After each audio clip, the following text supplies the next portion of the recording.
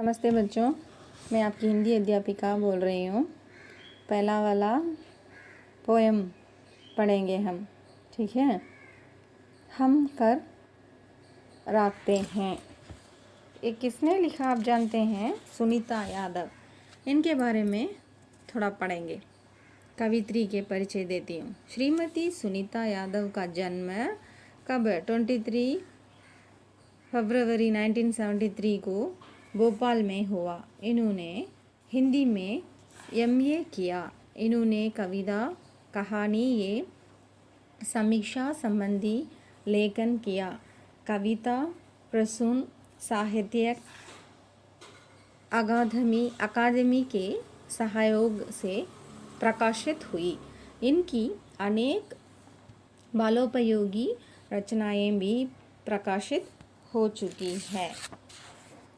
जीवन में कभी हार नहीं माननी चाहिए, बल्कि निरंतर आगे बढ़ते रहना चाहिए। चलते रहना ही जीवन का नाम है। हम कर सकते, बार बार ये बोला तुम, ये काम हमसे नहीं होता। इस पर होठ न खोलो तुम, हरदम चिंटी चलती रहती, क्षमता से अधिक दौड़ती है। मछली दिन भर दौड़ लगाती फिर भी कब वो सोती है। गिरकर उठो, उठकर बैठो, फिर दौड़ लगा दो तुम। आज का काम आज करो तुम, कल पर कभी न छोड़े जी। हिलमिल हर कर सब बढ़ते रहना, सबसे मीठा बोलो जी। सुबह सवेरे बिस्तर छोड़ो, रात में जल्दी सो लो तुम। हम कर सकते, बार बार ये बोलो तुम, ठीक है। अभी हम इसके बारे में देखते हैं क्या कवि ने बताते हैं बोल के। इस कविता के माध्यम से कवि ने भारतीयों के विचार, प्राकृतिक सौंदर्य, हिमालय के महत्व एवं सौंदर्य रेखा, खेतों की हरितिमा, नदियों तथा शास्त्रियों के महत्व को बताते हुए सत्य एवं अहिंसा के बारे में बताया है तथा नवीन रूप में मानवता के विकास का संदेश दिया है। कवि ने इस कविता के द्वारा ये बताता है कि हमारा देश गणतंत्र है।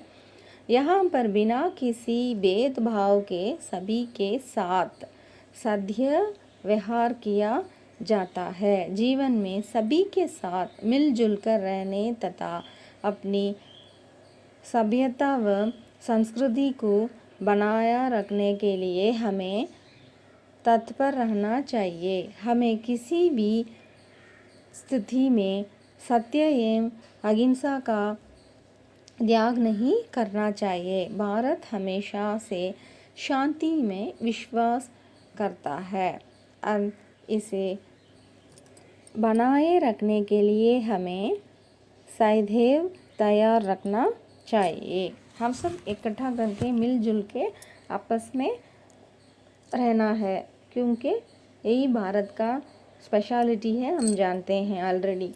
चिंटी दौड़ती रहती है रोज भर, मछली दौड़ती रहती है, तो हम गिरे तो भी क्या करना बोल रहे हैं कभी इधर उठो, उठकर बैठो, फिर दौड़ लगो, यही कहते हैं, ठीक है बच्चों।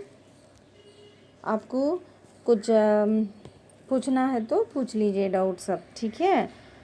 अच्छी तरह से दोहरा के पढ़ लीजिए। धन्यवाद।